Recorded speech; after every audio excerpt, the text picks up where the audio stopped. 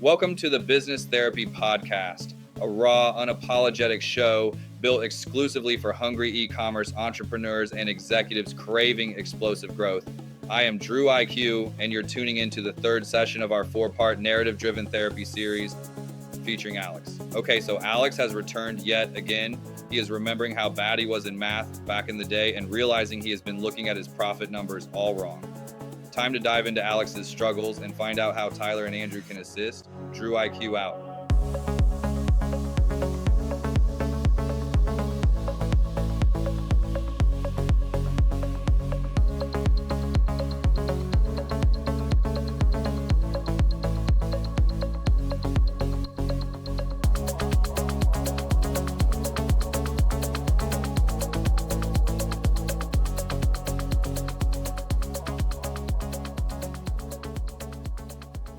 Hey Andrew, Tyler, it's Alex. Remember pre-algebra? Yeah, neither do I. Hence why I failed it twice. Funny how life brings me full circle, locked in a room like a conspiracy theorist, staring at Amazon metrics scratched into the walls. I've been obsessing over ACOS, feeling accomplished when it moves a tiny fraction, but I'm starting to realize it's just a distraction. Turns out there's a whole calculus I'm ignoring. Customer lifetime something or other, granular SKUs, stuff that feels like it needs a decoder ring. Seriously, how do I crack these deeper metrics without losing my mind? Well, unlike click fraud, what I can say is about surface level metrics and getting deep, like I get excited about it because one thing I like about Amazon is there's so much to optimize. Like, I used to sell on when I was getting started in e-commerce, like eBay, let's say a platform like eBay, you can only do so much. You could do a little bit of cool photo. You got some maybe attribute tags or something, and you just put them up. There wasn't ads back then, and you're just like, you put them up and you kind of wait on someone to buy your price or your auction. Maybe you're moving the pennies up. On Amazon, there's so much you can do. You just get deeper and deeper and deeper and deeper. And 15 years into Amazon, I'm still learning new things you can do on brands and stuff like that. So in Alex's, so we talked about click fraud, we talked about rising CPC costs. And he's like, what else can I do? What else should I be focusing on? It's almost like he's saying, I don't know what I don't know. Help, No, and one thing, like I had a really good idea around like using the images, right? And so like for me, being the data and tech guy, like all the basic or to you advanced metrics, right, are like kind of basic to me, right? And so like I'm always thinking of the next thing, the next like how can I get more data to make even more advanced things? And for me, like I'm looking at for us, right, the looking at the actual images to generate more data for us to do analyses on, right? So like we have all of the standard metrics where we're looking at things by SKU, we're looking at the different products, right? Like those are standard. But now we can use they're called vision models, where pretty much the AI can see your images and they can say like, all right, this image is outside, this image is inside, this image is dark, this image is light. And then we can get even more data to then cut the data and be even more granular on how we see the cost per click, right? So there's kind of there. I think there's like three different levels. There's just kind of like the basic. There's kind of like where advanced is currently, and then there's the super advanced where like the innovators are thinking, right? And the innovators are thinking like I'm thinking of like how can I get more data, right? So kind of talk through the I think levels. Talk through the levels a little it's bit. also a walk before you run, right? And to your case is like, look, uh, what I know about engineers generally, okay, if I'm gonna like bring it to like a personal life level, is like engineers, or data scientists, or they're often the guys that they don't have style at the conference. They don't understand what like they can't have a normal conversation with people. They can't be social because they have brains that work in that data analytical way. But a lot of people that are bringing brands to Amazon, like Alex in this example, are creators. Yeah. They created a product. They created a brand that's about their story or their family story. They almost need to partner with that type of thinker, if that makes sense, right? Because these are storytellers, these are brand builders, and oftentimes those are not. They've innovated to get themselves here, to get this product, this problem that they solved with their product, but now looking at their business and now needing to be an Amazon pro, an Amazon expert, instead of just like a great builder, a great creator, a great innovator in product, is I think where people get stuck. And so they're looking at, well, Amazon is telling me to focus on this. Fox News is telling me to focus on this, right? It's like what's in front of us, like what are they telling us to focus on? And there's this anxiety around um or that I don't know what I don't know. And I think so to if we're talking to the advanced guy that's already like, crushing it on Amazon, they've got everything dialed in and they're like, what else can I do? Right. But I think in this case, we got to back up just a little bit to Yeah. help Alex. And I think Alex is really thinking about sales. He's got a little fear from what's happening with competitors. He's like seeing rising costs happening. And he's like, where should I focus, Tyler? Where should I focus, Drew? And I think that what seems like common sense to maybe a data scientist or an analytical person or someone that focuses on the data all day, every day and learning models is really actually very important. I can't tell you how many brands, how many conversations I've had through the years where we're talking to the Amazon team, whether it's the founder or someone on their team, and they don't know their cost of goods. Yeah. They legitimately don't know what the product cost them landed to their warehouse, what it cost them landed to Amazon, what it cost them, at the manufacturer. And I'm trying to help them with profitability or help them understand their business, and they don't know some of these basics. Yeah. Why? Because they created something great, and that alone got them to a certain level.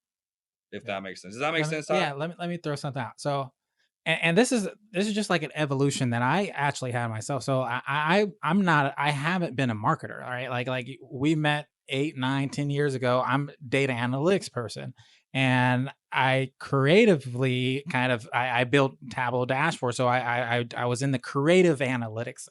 I call it painting with numbers, right? So I kind of had the both, but I always had this vision, like, man, I'll be great at marketing, and like the time right now is for the analytical, logical, creative thinkers to be great at marketers, where in history it's more of like the brand person is creative and more than likely they'll be really good at marketing, right?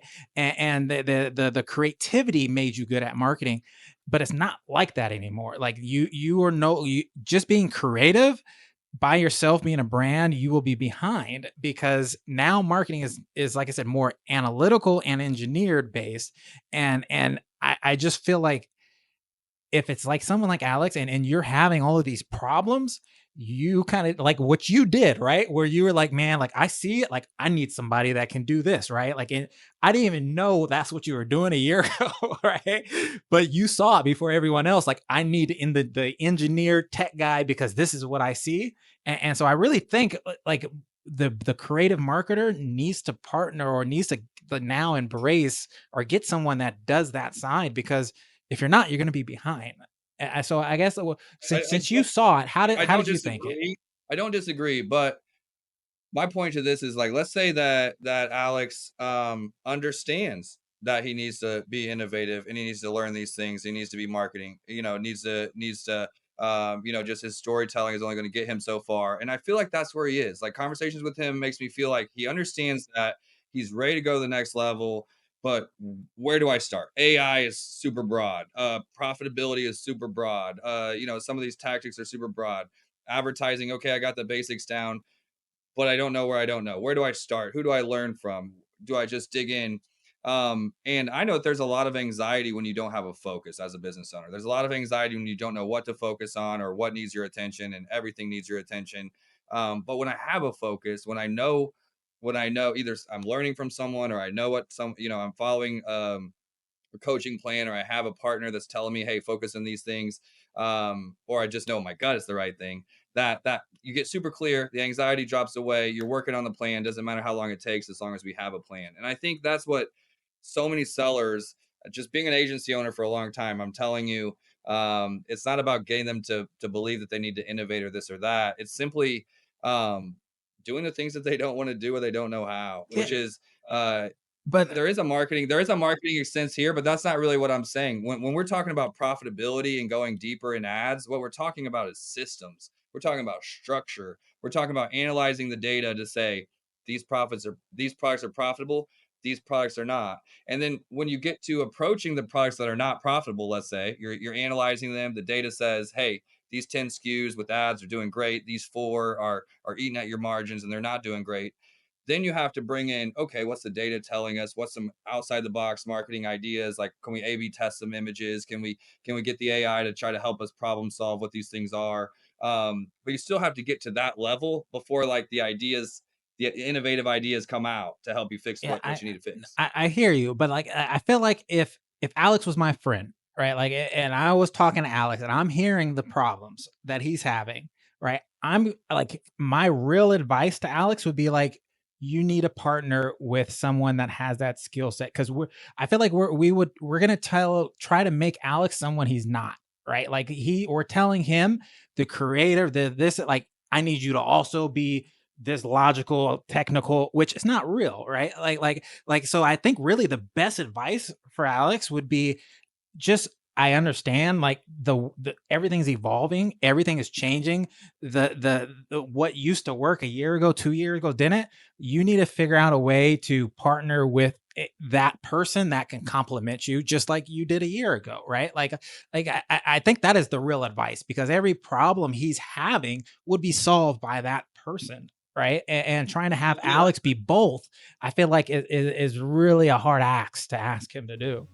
Drew IQ here to introduce our Q1 2025 crowdsourced Amazon PPC Mistakes and Struggles report. This report is created from your fellow peers' pain and frustrations voiced on Reddit, Quora, Google, YouTube, TikTok, LinkedIn, Instagram, Threads, blogs, and more. Utilizing EcomPulse market intelligence technology, we are able to score and rank the top Amazon PPC pitfalls your competition have confessed to over the last year. Use the link below to download this data-driven report so you don't make the same mistake your competition did. Right, because this is not, well, one, I'm not his friend in this moment. If anything, he's Everyone's my paying me to friend. give him advice. Okay. So he's paying me to give him Yeah. advice at a professional level. Right. And so I'm not giving him necessarily friendly advice. I'm giving him the advice that he needs, which is just different a little bit. But what I'd say is like, yeah, if that's not your skill set, you need to either find a coach or an agency. Not everyone can hire in-house. That's what agencies exist for. This Yeah. isn't a selling pitch for Marknology, right? But I can tell you that with Alex's problem specifically, I would say, Alex, we need to do this, this, this, this, this. Yeah. And when we get to that, okay, we'll go to the next steps of what those things are. But part of being a good agency partner, a good fractional Amazon team or a fractional e-commerce team is being a project manager for owners, founders, business leaders that don't know where to focus and saying, hey, the team, we need to focus here. We need to focus here. We need to get more granular. Our campaigns need to get more niche. We need to get down to the profitability of by SKU because Yeah. just looking at the top line sales and ACOS and general KPIs is not what's going to really fix a business. It's really getting into the data. And I'll give you an example of this, okay, with CPC, if I can tell a story real quick. Yeah. We have a brand, not pharmaceutical, medical products. Like, so think like braces, neck brace, wrist brace, arm sling, Yeah. ankle brace for basketball, etc. And we sell right and left. So for both extremities, and then there's different sizes, extra small to double XL. And it was the data, looking at the data, having a software tool, having expertise on the team, in this case agency for the owner. We Yeah. were the agency with the expertise.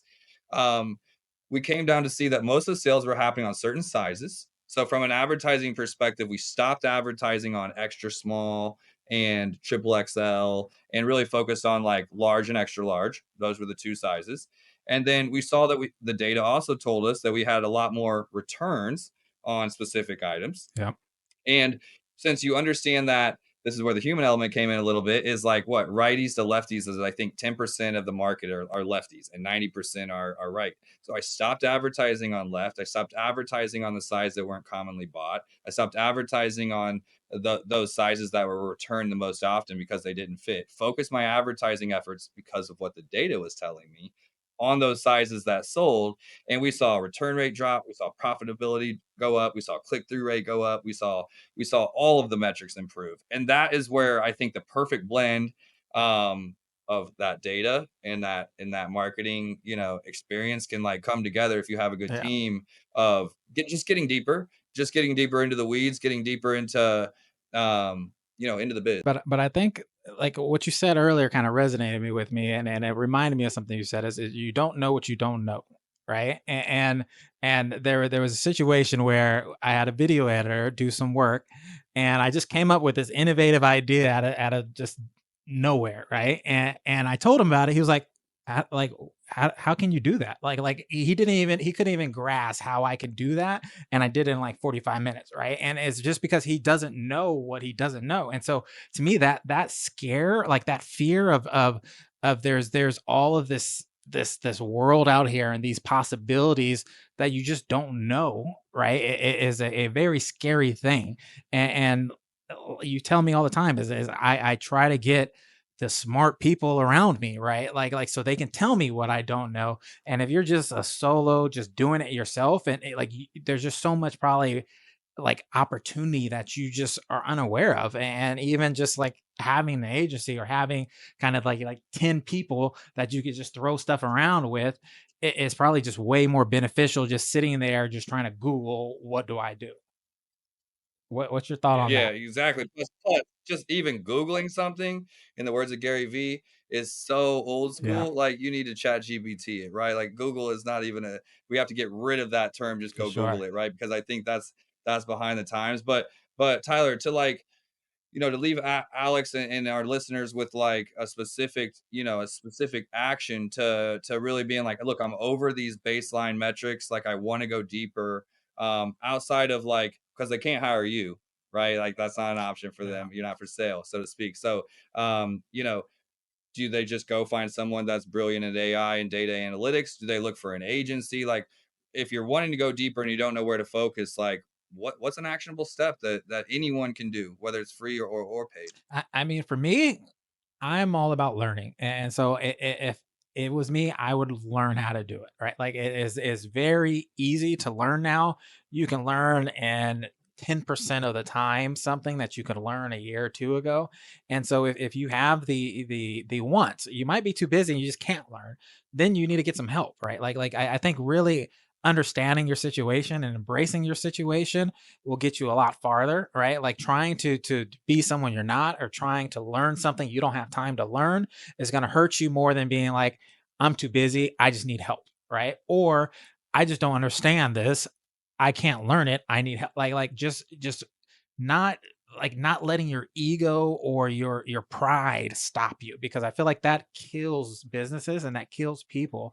And just accepting that I can't learn this or I can't do this, and get the help, and or learn it yourself, right? Like you got to make that decision. I feel like the people that are just gonna stay stagnant and just like I'm just gonna see what happens is the ones that are gonna hurt. The ones that make decisions, like those, whatever the decision is, they're gonna move, right? And that, so that's my advice. Is learn who you are, learn what's good and what's bad, what you can and can't do, and then decide and go. I agree. Decision paralysis is a poison.